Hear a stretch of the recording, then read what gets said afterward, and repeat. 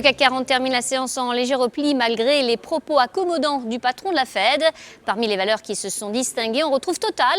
Le groupe pétrolier a signé un accord en vue de céder plusieurs actifs non stratégiques situés au Royaume-Uni à Petrobras Neo UK, la branche exploration-production du conglomérat omanais MB Holding. Ces actifs précédemment détenus par Maersk Oil sont situés dans l'est de la mer du Nord. Le montant global de cette transaction, dont la date effective est fixée au 1er janvier 2019, s'élève à 635 millions de dollars. L'opération reste soumise à l'approbation des autorités et devrait être finalisée en décembre 2019.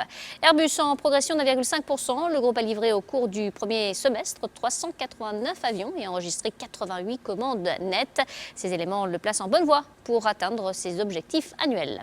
Sanofi recule pour sa part d'1%. La FDA a accepté d'examiner la demande de licence de produits biologiques relative à l'isatuximab dans le traitement du myélome multiple réfractaire ou en rechute.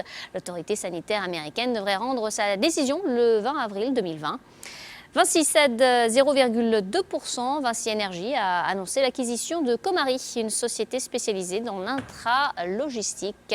Enfin, TF1 en baisse de 0,2%. Le groupe de médias a annoncé sa montée au capital de Play2 et sa prise de participation majoritaire de 51%. Société de production musicale et de spectacle, Play2 est devenue leader des labels indépendants français depuis 2017. À New York, Sabrina Cagliusi pour Trading Central. Je vous souhaite une très belle fin de journée à tous. À demain.